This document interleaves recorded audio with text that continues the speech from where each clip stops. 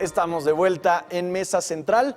Adquirir una propiedad en la Ciudad de México se ha convertido en una misión casi imposible, ya que solo 1 de cada 10 personas puede hacerlo por el ascenso en los precios de las viviendas. Y bueno, por supuesto, para hablar sobre este tema, tenemos a Gonzalo Soto, a Nayeli Ortigosa y a Yael Torres, editores del Financiero. ¿Cómo están? Muy bien, Yo no muchas sé gracias. si dijiste que esto es en Bloomberg Business. Todavía no llego a la parte del comercial, pero bueno, échate el comercial, por favor. Este es el reportaje principal de la más reciente edición de Bloomberg Business Week, que, bueno, aquí tenemos, se puede ver en la pantalla en mis manos la portada. Gracias, producción, porque mis manos están muy feas. Entonces, ese es nuestro reportaje principal. Y bueno, yo hasta ahí le voy a dejar, porque le voy a dar la palabra a Nayeli Ortigosa, quien es la autora de este excelente trabajo que estoy seguro que a mucha gente le va a... no sé si gustarse a la palabra adecuada. No me va a gustar, pero probablemente se siente identificada. Exactamente. Entonces, muy bien. No, de hecho, Nayeli. los comentarios que he recibido hasta el momento es que sí, fue un artículo un poco deprimente, porque pues justo se dieron cuenta muchas personas que estaban en esa misma situación, que han tratado de comprar una casa y no lo han logrado. De hecho, la premisa de este artículo era ver cómo habían caído los precios de la vivienda tras el sismo. Al iniciar el reporteo, pues las fuentes en realidad coinciden en que ni siquiera cayeron los precios tras el sismo, ¿no? Entonces, a partir de eso cambiamos esa hipótesis y nos dimos cuenta de cómo los precios de la vivienda en la Ciudad de México estaban creciendo de una forma tan fuerte que, como vemos en pantalla, en realidad es el nivel más alto de precios promedio en todo el país, con 1.500.000 pesos por un departamento o casa. Eso incluye, nueva o usada. Eso incluye nueva o usada. Con eso nos puede alcanzar para comprar hasta 3 propiedades en algún otro estado seguramente. ¿Tamaulipas, por ejemplo? Sí. Entonces, pues justo, ¿no? Nos dimos a la tarea de ver qué es lo que estaba pasando, por qué estaban subiendo tanto los precios. Ahora, perdón, un momento, nada más, igual si podemos profundizar un poquito más sobre estos precios, porque mucha gente, por ejemplo, verá 1,5 millones. ¿En dónde? ¿No? O sea, creo que... Dame 2. ¿No? Así, ¿no? Exacto. Sí. Esto es promedio, ¿no? Sí. Pero por ahí tenías una cifra de cuánto, o sea, qué porcentaje está por arriba, me parece que de los 2 millones. Sí. Aquí el tema está, como bien decía Gonzalo, es tanto vivienda nueva como usada. Uh-huh. El problema está en la vivienda nueva, es decir, lo que se está construyendo actualmente. De ahí, en 2015, el precio promedio era de 2.9 millones de pesos, actualmente es de 4.5 millones. Es decir, lo que se está construyendo en la ciudad no vale menos de 4.5 millones en promedio, uh-huh, y el 86% de toda esa oferta está por arriba de ese nivel. Para eso, uh-huh, o sea, un crédito hipotecario te exigen niveles de salario mayores a 100,000 pesos mensuales. ¿Cuánta gente en la Ciudad de México recibe estos ingresos? Claro. Bueno, de hecho, los datos, pequeña. perdonadas para complementar, los datos del INEGI que aquí mostramos en el reportaje dicen que solamente 7.1% de los habitantes en la Ciudad de México, de acuerdo con la encuesta nacional de ocupación y empleo del INEGI, ganan más de 13,000 pesos. Deja tú los 100,000, más de 13,000 pesos. Y también nos dice que 60% de la capacidad de compra de las personas aquí en la capital o de las personas que buscan adquirir un inmueble en la Ciudad de México está por debajo de los 2 millones. Mientras, como ya bien decía Nayeli, el 86% de la oferta nueva está por encima de eso. Entonces, no hay un empate ahí entre lo que la mayoría de la gente está buscando y entre lo que realmente existe, por lo menos en vivienda nueva. Claro, y también hay una parte interesante. Bueno, perdón, Atza, ¿quieres hacer un comentario inicial? A mí me gustó mucho la forma en que se plantearon estas 3 ideas, que ni siquiera ni los terremotos, ni la depreciación del dólar, ni mucho menos la descentralización del gobierno que se propone a cuestión de un par de días, pudo mover esto. Esto es algo que no nada más, en lo personal, no nada más me identificó. Yo estuve en esta situación y me parece que es un tema del cual debiera la autoridad hacerse más cargo, porque no puede ser posible que en la ciudad más grande de Latinoamérica, al menos en la ciudad más grande del país, exista esta brecha tan importante entre pues, la gente que puede y no comprarse una casa. No puede ser que sea tan reducido el número de personas que pueden acceder a una vivienda en la Ciudad de México. Y dijeras, bueno, a la par se están desarrollando sistemas eficientes de transporte con la zona conurbada de la Ciudad de México para que podamos tener este acceso. No, no es así. Ha sido completamente olvidado y como lo refleja también, tenemos los que venimos de fuera de la ciudad, tenemos realmente que hacer malabares en muchos sentidos para poder cumplir con nuestras funciones y poder acceder pues, a una mejor situación laboral, ¿no? Que precisamente ese es el contraste que me llama la atención, porque muy pocas personas pueden acceder a estas viviendas, pero no bajan los precios. ¿Por qué? Y lo que dicen los expertos, porque hay oferta y demanda. O sea, en realidad sí hay demanda por estos terrenos, ¿no? Sí, Digo, por estos inmuebles, quiero decir. Eso es precisamente una de las cosas que más me sorprendió. En uno de los recorridos que hice fue un desarrollo donde los departamentos arrancan en 25 millones de pesos. Nada más. Nada Y más. en Eso la es que preventa Gonzalo se puede comprar ahí. se vendieron todos en la preventa, ¿no? En preventa se vendieron todos 25 O sea, ni siquiera millones. existen. O sea, hay un hoyo donde apenas se están construyendo y la gente ya compró esos departamentos de 25 millones de pesos. Pero ¿quién los compra? compra eso? ¿No? Exactamente. Entonces fue mi pregunta para esos inmobiliarios. Lo que me decían es que sí hay un perfil muy definido, hay inversionistas, gente, es decir, que compra ahorita en la preventa en 25 millones, pero en 3 años que se acabe esa obra la va a vender en fácil 30 Es millones. que es eso realmente, ¿no?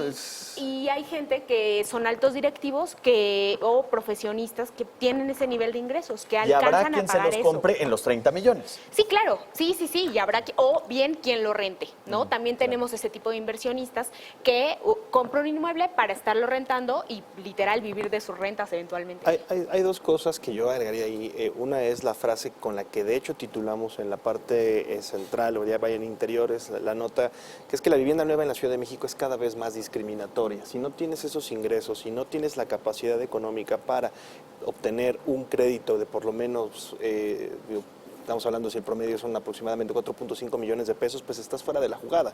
Y eso resulta bastante grave para un gobierno que,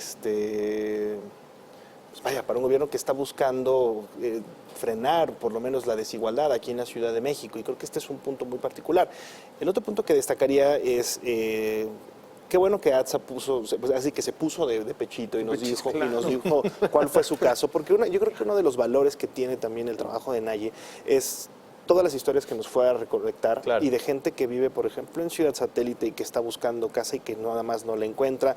A mí me sorprendió mucho el caso de una maestra de kinder, quien afortunadamente porque pues con su marido tiene ahí la capacidad de comprar una casa, pero vaya, ella está destinando, consiguió un crédito Fobiste para comprar una casa en la alcaldía de Iztapalapa y destina casi la mitad de sus ingresos al pago de la hipoteca, cuando la mayoría de los especialistas en finanzas personales te dicen que no debe rebasar el 40%. Y ahora es 40, porque 30, antes era el ¿no? 30. El 30. Era el 30. Claro. Ciudad de México es lo que me decían, entre 30 y 40% o entras en estrés financiero. Sí, imagínate, y ella está destinándole por lo menos la mitad 50. para poder pagar esta hipoteca, que aparte se vuelve cada vez más costoso. A Y así 20 va a ser. años, o sea, se la va a No, aventar. y tremendo, y aparte, a ver, entonces ese me parece que es otro punto interesante. Y el otro punto que creo que no habíamos tocado, y que sí me gustaría tocar, es la razón de esto, o sea, ¿por qué no se construye vivienda cara? Tiene que ver, y ahorita Naye seguro lo explicará mejor, por un tema de que el precio del suelo ha crecido muchísimo en la Ciudad de México, y hoy en día pues ya ni siquiera se construye vivienda de interés social. Entonces, Sí, precisamente el nivel de precios del suelo ha incrementado, por lo que precisamente algunos inmobiliarios me comentaban de forma impresionante en los últimos 3 años, ¿no? Un metro cuadrado de suelo sin De terreno, construcción, claro, solamente de terreno, costaba hace 3 años 30,000 pesos. Hoy lo están comprando en 60,000 pesos. Entonces, ¿ellos qué tienen que hacer? Construir algo, ponerle algo ahí arriba para que al momento de que te lo vendan, te puedan cobrar más de esos 60,000 pesos. O sea, recuperar esos 60,000 pesos más su inversión, claro, más ganar, ¿no? Sí, O sea, porque al final es un negocio y ellos están haciendo el tipo de producto que les está dando a ganar, ¿no? Claro. Ahorita no pueden hacer un producto de 2 millones de pesos porque no alcanza suelo, salvo justo probablemente en Iztapalapa, Xochimilco, algunas de estas delegaciones donde sí puede haber oferta de mucho menor precio, pero no toda la gente quiere ir a vivir a esa parte de la ciudad. Claro. Ahora, también hay un tema que me llamó la atención y que probablemente, ojalá que podamos ver algún reportaje pronto en Business Week a este respecto. Muchos de los inmobiliarios dicen, bueno, nos cuesta caro el suelo y además los permisos no nos permiten construir más pisos. O sea, en la medida en la que yo construyera más pisos, entonces en esa medida pues se me abarata el suelo y yo puedo hacer más económicos los departamentos. Pero ellos dicen, los permisos no nos dejan hacer más pisos.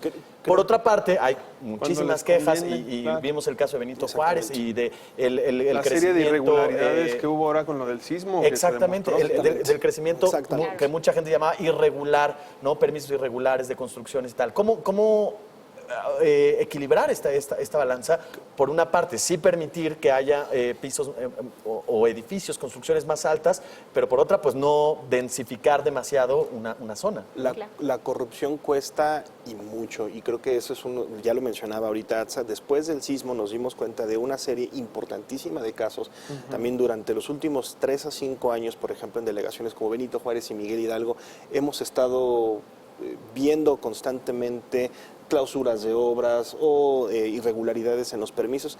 Creo que la mejor manera es realmente tener que las alcaldías tengan una capacidad de estudiar y de analizar cuál es la capacidad en el suelo, de cuántos pisos realmente se pueden tener, que los códigos se respeten, y entonces podríamos tener, un mercado más desarrollado y un mercado más por lo menos menos discriminatorio en materia de precios.